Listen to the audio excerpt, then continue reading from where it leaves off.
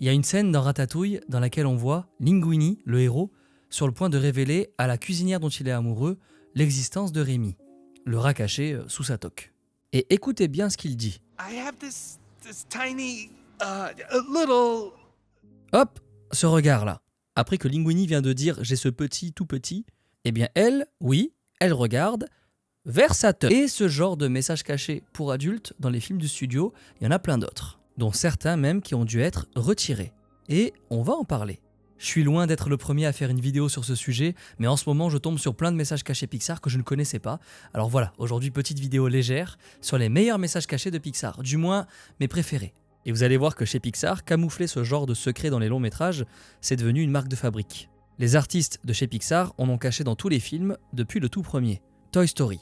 Alors bien sûr que dans cette vidéo on va parler des easter eggs les plus connus, comme le camion Pizza Planet, ou le numéro A113, mais il y en a d'autres, moins populaires, que perso je préfère.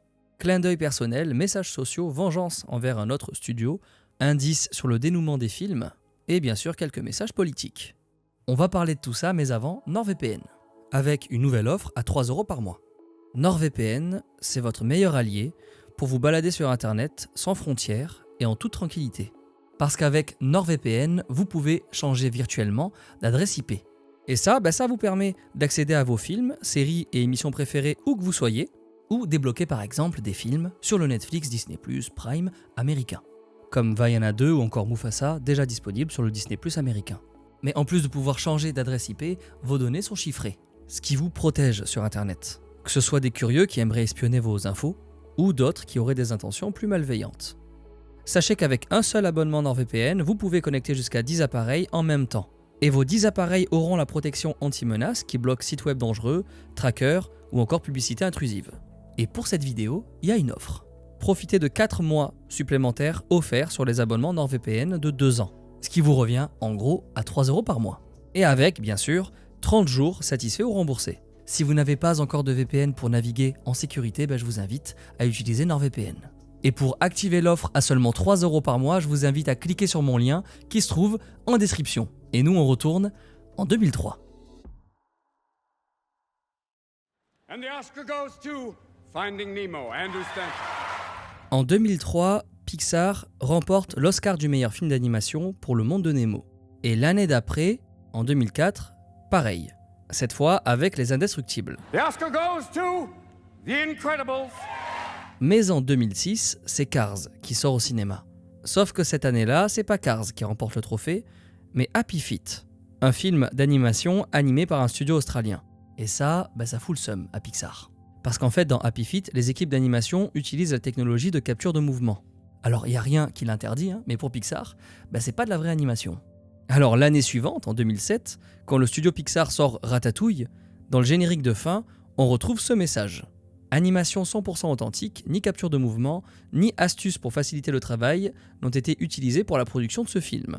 Voilà, une petite pique destinée à l'Académie des Oscars et à Happy Feet. Bien sûr, ça n'a aucun impact sur les récompenses, puisqu'en 2007, Ratatouille repart avec l'Oscar du meilleur film d'animation.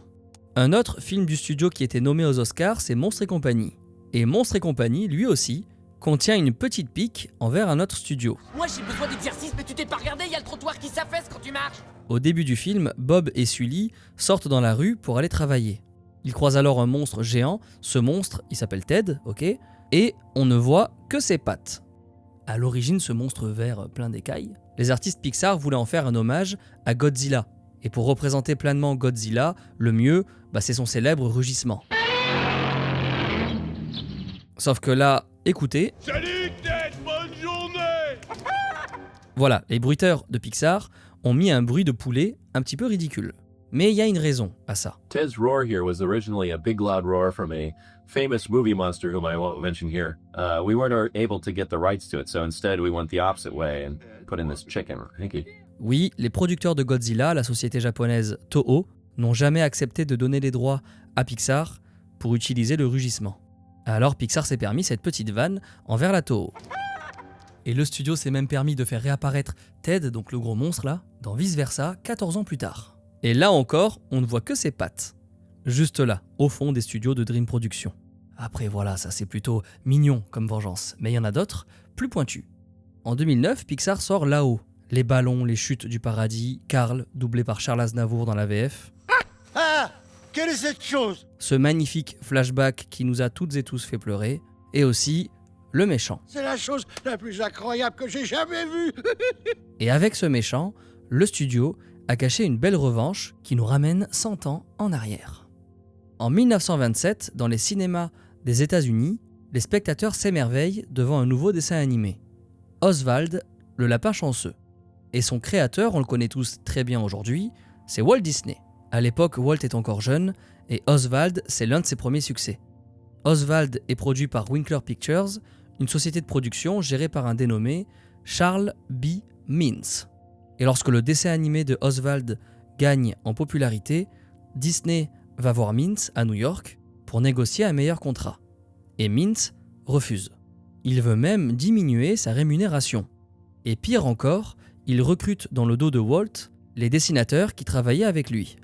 Alors Walt se sent trahi, il perd en plus de ça les droits d'Oswald, et c'est là qu'il quitte New York et retourne à Los Angeles pour commencer à travailler sur un nouveau personnage qui deviendra célèbre.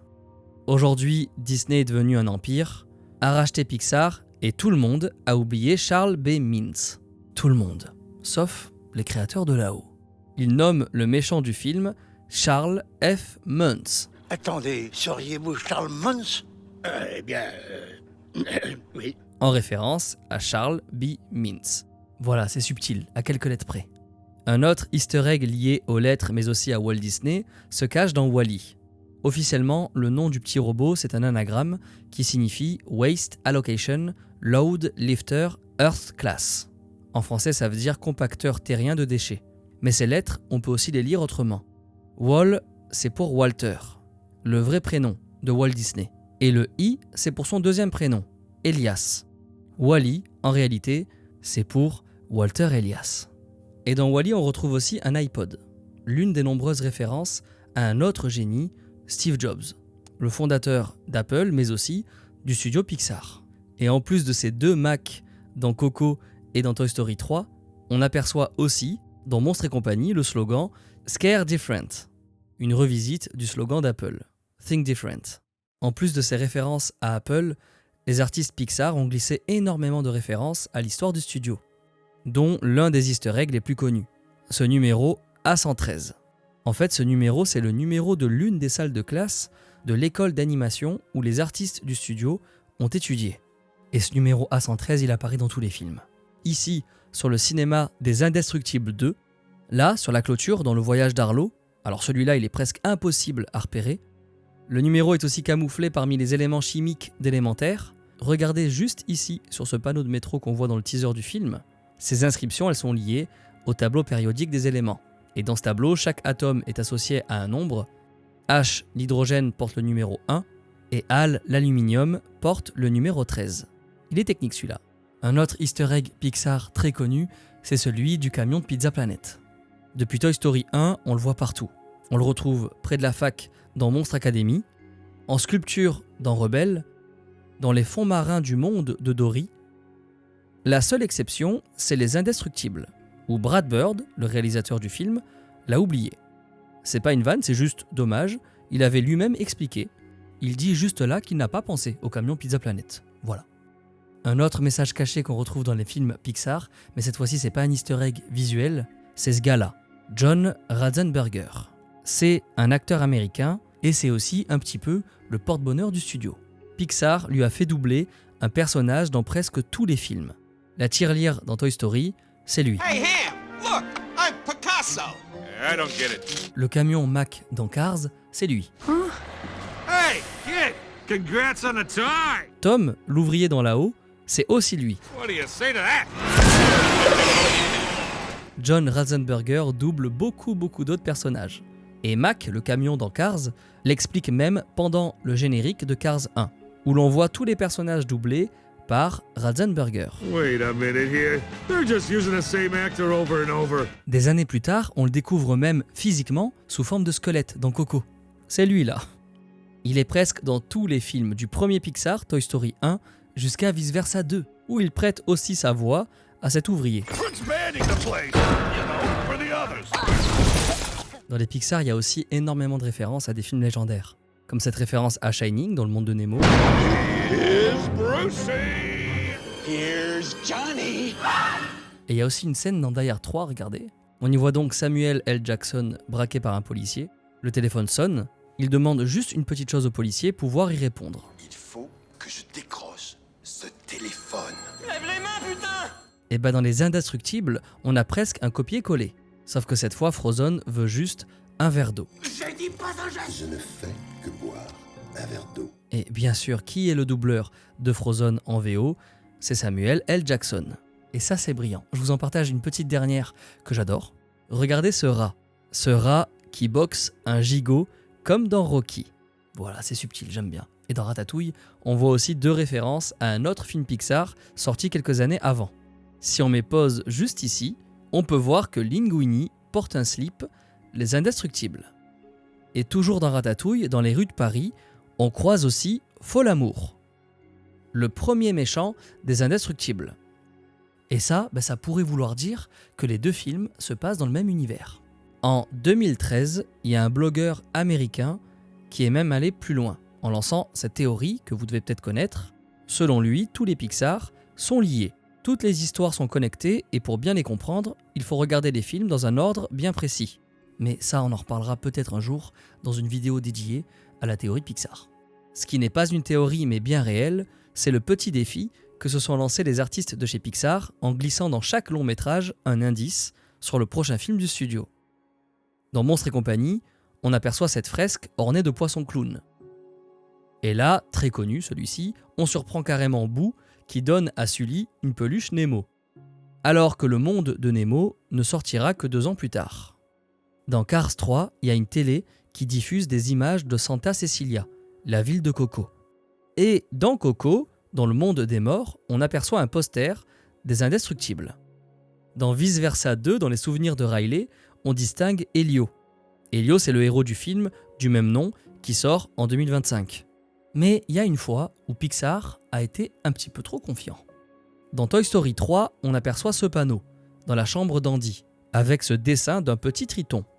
Ça, c'est une référence à Newt, un Pixar qui devait sortir en 2011, mais qui n'a jamais vu le jour.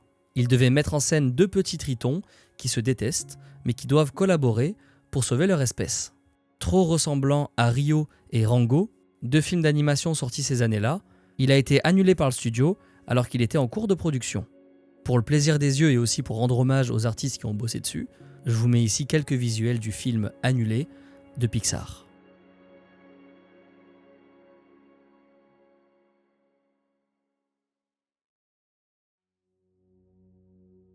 Dans Là-haut, si on observe cette scène attentivement, on remarque que tout ce qui concerne Carl est de forme rectangulaire. Sa table de nuit, son réveil, son cadre, sa couette, tout est carré ou rectangle. Même ses lunettes, même sa tête. Et ici c'est pareil, tout est rectangle, tout est droit. Et devant chez lui, c'est la même chose. A l'inverse, tout ce qui concerne Ellie, sa femme, est rond. Ses cadres, ses lunettes, son fauteuil. Ces formes rondes, elles apportent du dynamisme à l'image, du mouvement. Tout ce que Carl a perdu depuis la mort de sa femme. Et même Carl jeune, sa tête n'est pas carrée, elle est ronde. Encore pleine de rêves. À travers les rectangles, on ressent que Carl vit dans un monde froid, étriqué. Mais heureusement pour Carl, tout va changer à l'arrivée de Russell. Regardez-moi tous ces ronds qui débarquent dans sa vie. Le visage de Russell, ses badges, les ballons qui soulèvent la maison, et puis le chien Doug et tout ça, jusqu'aux lunettes d'aviateur de Carl. Mais il y a plein de messages cachés trop cool dans Là-haut. Ici, Carl fait une croix sur son cœur. C'est pour se rappeler la promesse faite à Ellie, celle d'aller aux chutes du paradis. Faire une croix ou cocher, en anglais c'est la même chose. Ça se dit cross something. Et écoutez bien ce que dit Russell lorsqu'il toque à la porte. Well, I gotta help you cross something. No, I'm doing fine. Cocher, cross, fort. Il doit l'aider à cocher quelque chose, à tenir la promesse faite à sa femme. Mais pour revenir sur la symbolique des carrés et des ronds dans Là-haut, les artistes Pixar, ils adorent cacher des symboles dans les designs. Ils l'ont fait dans Vice Versa en donnant à chaque émotion une forme qui lui correspond parfaitement. Joie, c'est une étoile, et c'est évident lorsqu'elle passe en 2D dans cette scène. Colère, avec sa tête rectangulaire, eh bien c'est une brique de cheminée. Dégoût, elle représente un brocoli. Et tristesse, une petite larme. Et bon, là c'est moins évident, mais peur, c'est censé être un nerf du corps humain. Oui, c'est moins élégant. Et les artistes Pixar sont très forts, ils ne se limitent pas qu'au design. Tout au long du film, plus Riley est triste, plus ses vêtements s'assombrissent. Chez Pixar, ils adorent jouer sur les couleurs pour transmettre des émotions. Dans Wall-E, la Terre est ravagée, détruite par l'homme. Il n'y a que des ordures et plus aucune trace de végétation ou de nature. Alors les artistes Pixar ont fait le choix de ne jamais mettre la couleur verte sur la Terre. À part bien sûr la petite plante conservée par Wall-E. Même principe dans là-haut. La couleur rose, qui était utilisée pour représenter Ellie, disparaît lentement de l'écran lorsque Carl rentre chez lui, seul. On retrouve aussi un autre message coloré dans Les Indestructibles, plus joyeux cette fois. Le premier costume de Monsieur Indestructible est bleu, et celui d'Elastigirl est rouge. Et si on mélange les deux, eh bien ça donne du violet. Et on comprend un peu mieux d'où sort le nom de leur fille aînée. De belles petites histoires de famille comme celle-là, on en retrouve pas mal chez Pixar. Parce que pour la majorité des artistes du studio, la famille c'est sacré. Dans Vice Versa, Pete Docter, le réalisateur du film, s'est directement inspiré de sa propre fille pour le personnage de Riley. Et ce que je trouve cool, c'est que c'est lui qui double la voix de colère, l'émotion principale dans la tête du père de Riley. Good job, gentlemen. That could have been a disaster. Peterson, le réalisateur d'Élémentaire, alors lui il a carrément centré tout son film sur son histoire personnelle. Peterson, c'est une figure légendaire du studio. Il a co-dessiné les storyboards de Nemo et des Indestructibles. Il double Émile dans Ratatouille. I think it was some sort of rapper once. What? Le chat Sox dans Buzz l'éclair. I am Sox, your personal companion robot. My what? Il réalise aussi Le Voyage d'Arlo. Et il a surtout, physiquement, inspiré le personnage de Russell dans Là-haut. Au début d'Élémentaire, Sandra et Brûle, un couple de flammes, débarquent à Element City, une mégalopole où cohabitent des éléments eau, terre et plantes. Ils essaient de trouver un logement mais ne parlent pas la langue et sont victimes de discrimination. Et bien tout ça, c'est l'histoire des parents de Peterson. Dans les années 70, ses parents, deux immigrés sud-coréens, posent leurs valises à New York. Et sans parler un mot d'anglais. Finalement, malgré les difficultés, ils réussissent à s'installer et le père de Peter ouvre une épicerie dans le quartier du Bronx. Tout comme Brûle, le père de Flamme. Et le parallèle se poursuit tout au long du film. Peter s'est inspiré de sa propre enfance pour écrire le comportement de Flamme, qui veut à tout prix aider son père à l'épicerie. Plus tard, dans Élémentaire, Flamme tombe amoureuse de Flack. Et quand ses parents l'apprennent, ils s'opposent à leur relation. Et ben ça, Peter, il ne l'a pas tiré de nulle part.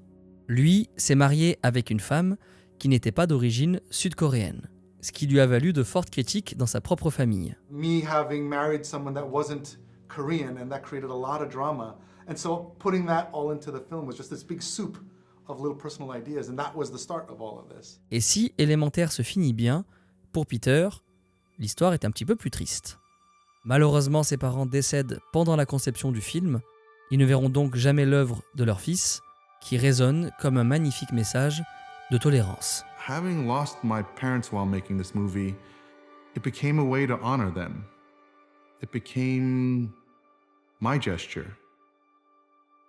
It was the best way that I can say I love you. Comme Peterson, Domichi, la réalisatrice d'Alerte Rouge, a retranscrit sa vie personnelle dans son film. Domichi, c'est la première femme à réaliser un film seule chez Pixar. Brenda Chapman avait déjà participé à la réalisation d'un Pixar, Rebelle, mais elle collaborait avec un autre réalisateur. Là, cette fois, Domichi, elle réalise bien seule. Dans Alerte Rouge, Mei, l'héroïne, est une jeune adolescente canadienne d'origine chinoise. Un matin, elle découvre que si elle ressent des émotions trop fortes, elle se transforme en panda roux. Alors ce panda, c'est pas juste un gros panda, c'est surtout une métaphore de l'apparition des règles, comme on le voit dans cette scène avec Mei et sa maman. Est-ce que la pivoine rouge a fleuri? Non! Mais beaucoup se sont arrêtés à cette métaphore des règles, sauf qu'en fait le message est bien plus large. La transformation de Mei en panda, elle symbolise la puberté chez les jeunes filles. Avec les poils qui poussent, ou encore la transpiration plus abondante, Hé, dis donc, t'as couru ce matin? Tiens, mets la dose. et aussi le déferlement d'émotions. Pixar parle de puberté et pour un studio d'animation aussi grand public, eh bien c'est novateur. Mais le panda roux n'est pas seulement une métaphore de la puberté, mais aussi une image de ce que nos mères nous inculquent. Et ça, c'est Domichi elle-même qui le dit. Comme pour Peterson avec Élémentaire, Domichi, à travers son film, elle retranscrit sa propre histoire, dans laquelle elle remet en question l'éducation donnée par sa mère. Comme Mei, elle a grandi au Canada, à Toronto, tout en recevant une éducation traditionnelle chinoise. Ming, la mère de Mei, est très attachée au respect des parents et des aînés, à la réussite scolaire et à la discrétion. Et tout au long du film, Mei essaie de s'en détacher. Quelque part, c'est le message caché qu'elle a voulu transmettre à travers son film. Et lorsque la mère de Domichi a vu le film pour la première fois, elle n'a pas vraiment réagi sur le coup. Domichi, elle dit « Je me demandais ce qu'elle en avait vraiment pensé ». Un jour plus tard, elle m'a envoyé un long texte qui détaillait tout ce qu'elle avait aimé dans le film. Et le texte se termine par « J'espère que j'ai été une bonne mère ».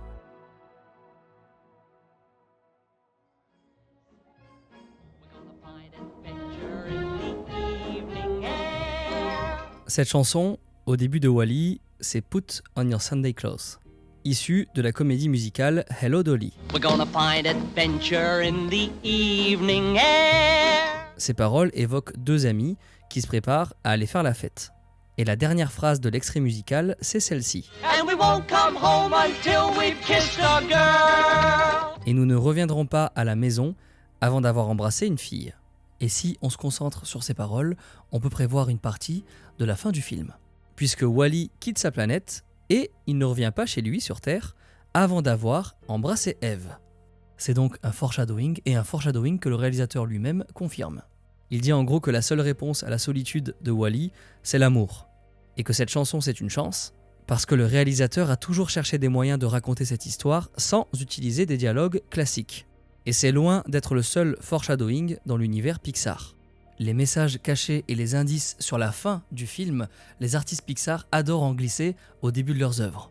Dans cette scène de là-haut, alors oui, au bord du lit, on distingue Lotso. Ça c'est cool, mais c'est pas le sujet, c'est pas un foreshadowing. Par contre, si vous regardez bien sur le mur, juste là c'est un dessin dans lequel on y voit Doug et Kevin, deux personnages du film là-haut, qui apparaîtront plus tard. Pas mal, mais j'ai mieux. Au début de Ratatouille, on est plongé dans la maison où Rémi a grandi. Et alors, avance rapide jusqu'à la fin du film, lorsque le critique déguste le plat qu'a préparé Rémi, il replonge dans son enfance. Et regardez tous ces objets dans la maison. Cette corbeille de fruits, c'est la même qu'on retrouve au début du film dans la maison de Rémi. Hop, on revient à la fin du film, dans la maison d'enfance du critique, cette théière là, sur la gauche, eh bien on la voit aussi au début du film dans la maison de Rémi. Juste là. Et la gazinière avec son conduit dans la maison du critique enfant, eh bien on la retrouve aussi dans la maison de Rémi. Et dans le salon, pareil. On voit la même cheminée à droite dans la maison de la grand-mère, la maison de Rémi quoi, et à gauche dans la maison du critique. Même chose pour la chaise, on la voit à gauche dans la maison de Rémi et à droite dans la maison du critique. Bon, je crois que vous avez compris, le critique et Rémi ont donc grandi au même endroit. Et ça, on pouvait le deviner. Je trouve ce message caché sublime, sauf que le réalisateur l'a démenti. Il nous dit « J'adorerais vous dire qu'on a pensé à tout, mais au moment de faire le film, les deadlines étaient super resserrés, du coup on a juste réutilisé les mêmes décors 3D. » Dommage, j'y croyais, mais ça reste une anecdote plutôt cool. Par contre, dans Coco, là il n'y a pas de hasard. Dans Coco, les artistes Pixar ont pensé à plusieurs éléments qui nous font comprendre directement le dénouement du film. Alors attention, ça va spoil, donc si vous n'avez jamais vu Coco, avancez jusqu'au prochain chapitre. Tout l'enjeu de Coco, c'est la quête de Miguel à la recherche de son ancêtre, le musicien Ernesto de la Cruz. Le seul qui puisse lui donner la bénédiction qui le fasse revenir dans le monde des vivants. Sauf qu'on apprend à la fin que de la Cruz n'est pas son ancêtre. Mais ce twist, on peut le comprendre dès le début. Là, au début du film, on voit cette photo. C'est la photo de famille de Miguel sur laquelle le visage de son ancêtre est déchiré. On y aperçoit cette boucle de ceinture avec 2 guitares. Et lorsque Miguel rencontre De la Cruz, dans le monde des morts, hop, regardez juste ici, il a une boucle de ceinture, oui, mais ce n'est pas la même. Il y a donc de grandes chances que ce ne soit pas lui sur la photo. Très bien, maintenant, un peu plus tard, lorsque Miguel demande sa bénédiction à De la Cruz, Le pétale de fleur est censé briller, comme dans cette séquence avec sa tante Imelda. Michael, je t'accorde ma bénédiction. Mais là, il ne brille pas, ce qui signifie qu'ils ne sont pas de la même famille. Mais l'indice le plus important, c'est celui-ci. Regardez ce visage dessiné sur le manche de la guitare de Miguel au début du film. On y voit parfaitement une dent en or. Et voilà ce qu'on aurait pu repérer lorsque Miguel rencontre Hector. Ce genre d'indice, ça démontre le talent et la finesse des artistes Pixar. Ils arrivent toujours à dissimuler des trucs juste sous nos yeux. Là, par exemple, dans Toy Story 2, les acrobaties de Jessie font de l'effet à Buzz. Et oui, peut-être qu'on était trop jeune pour comprendre, mais là, Buzz, il a les ailes qui bandent. Et des messages pour adultes de ce style, on en trouve des dizaines. Là, dans Toy Story 1, la bergère, elle fait clairement des avances à Woody. Je pourrais demander à quelqu'un de surveiller le troupeau à ma place ce soir. Dans Vice Versa, tout le film se passe à San Francisco. San Francisco, c'est une ville qui abrite une grande communauté LGBT. Elle est même souvent décrite comme la capitale gay du monde. Et au sein de cette communauté, les hommes homosexuels avec une barbe bien fournie sont souvent surnommés les bears, les ours en français. Et donc vers le milieu du film Vice Versa, Riley est dans son lit et entend un bruit. What was that? Was it a bear? It's a bear! There were no bears in San Francisco. I saw a really hairy guy. He looked like a bear. Une petite blague pour adultes, presque sociale, presque politique. Au contraire des blagues dans Cars, qui elles sont moins matures. Aux États-Unis, on utilise l'expression « flash de headlights », faire des appels de phare en français, pour faire référence aux fans qui montrent leur poitrine aux pilotes pendant les courses. Quand on a cette info, on comprend mieux cette scène dans Cars.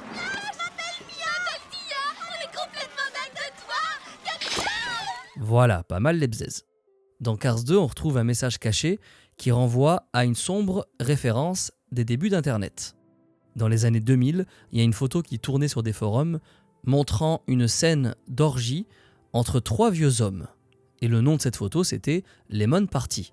Je peux pas vous montrer la photo comme ça sur YouTube, j'aimerais bien vous le mimer, mais il me faudrait 2 vieux hommes, et bon, c'est chiant à trouver. Mais du coup, j'ai demandé au monteur de vous faire un dessin. Voilà. Je sais pas à quoi il ressemble, je vais le découvrir en même temps que vous sur la vidéo. J'espère qu'il vous plaira. Et en fait, dans Cars 2, les principaux antagonistes du film se regroupent au sein d'une organisation, et dans la version originale, leur nom, c'est les Lemons. Et dans cette séquence où on y retrouve des citrons partout sur la table, les Lemons font la fête. C'est donc bien une Lemon Party, subtile, et référence un petit peu hardcore quand même. Toujours dans Cars, sur le côté d'une route, on voit aussi ce panneau « The Top Down Truck Stop », qui fait référence à un potentiel bar où les serveuses n'auraient pas de haut. Top down. Et un dernier petit extrait dans Cars 3. What if you fall on this beach and can't get up? Well, life's a beach. Voilà, bon là vous avez le jeu de mots. Life is a beach. La vie est une p***.